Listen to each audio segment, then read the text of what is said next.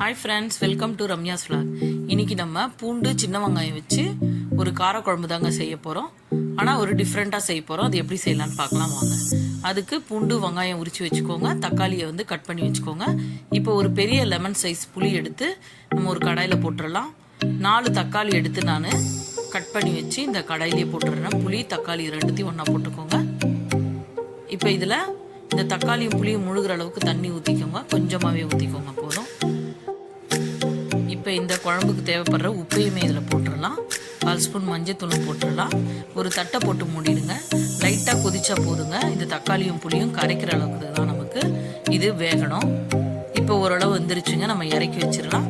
இப்போ நம்ம அந்த கடாயில் இருக்க தக்காளியும் புளியும் எடுத்து வேற ஒரு பவுலில் மாற்றிடலாம். ஏன்னா இது சூடு ஆறணும், அப்போ தான் நம்ம இதை கரைக்க முடியும். இப்போ இதை நல்லா ஆறிடுச்சு. இப்போ இதை நம்ம கொஞ்சம் தண்ணி ஊற்றி நல்லா கரைச்சிக்கோங்க. நல்லா அந்த புளியும் தக்காளி நல்லா பிசைஞ்ச மாதிரியே நல்லா கரைச்சி வச்சுக்கோங்க. இப்போ நம்ம ஹீட்டாக இருந்த அந்த தண்ணி இதில் ஊற்றிட்டு ஒன்றாவே கரைச்சிட்டு ஒரு தடவை. இப்போ இது எல்லாத்தையும் நம்ம வடிகட்டி விட்டுடலாம். நீங்கள் புளி வடிகட்டுறது இருந்தால் அதை வச்சு கூட நீங்கள் வடிகட்டிக்கலாம். நான் கையிலேயே இன்னைக்கு வடிகட்டுறேன்.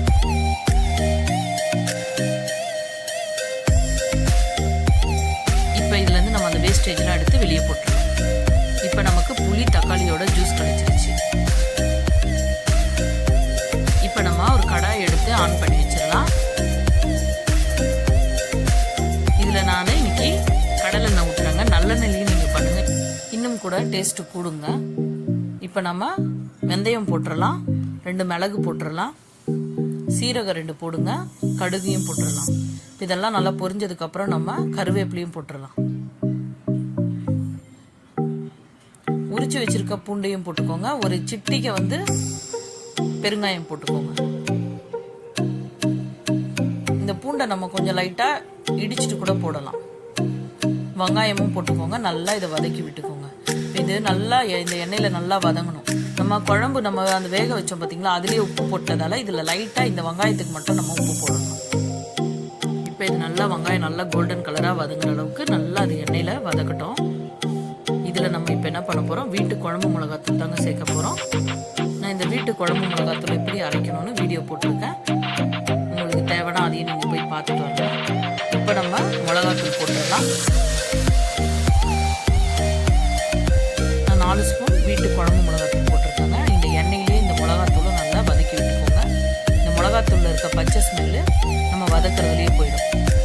இப்போ நம்ம ஏற்கனவே வேக வச்ச தக்காளியும் புளியும் தண்ணி நம்ம கரைச்சி வச்சிருக்கோம் இல்லையா, அதையும் எடுத்து இதில் ஊற்றிடலாம்.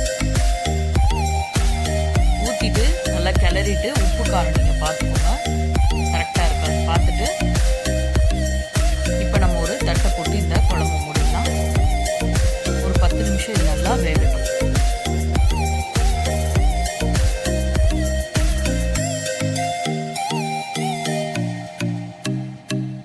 இப்போ நல்லா குழம்பு வந்து பாருங்கள் கொதிச்சு எண்ணெய்லாம் மேலே வந்துருச்சு. இந்த ஸ்டேஜ் நம்ம இறக்கிடலாங்க. இப்போ இதை ஒரு பவுலில் கூட நம்ம எடுத்து மாற்றிடலாம். இந்த மாதிரி ட்ரை பண்ணி பாருங்கள், எப்படி வந்ததுன்னு சொல்லுங்கள். லைக் பண்ணுங்கள், ஷேர் பண்ணுங்கள், கமெண்ட் பண்ணுங்கள். Thank you friends.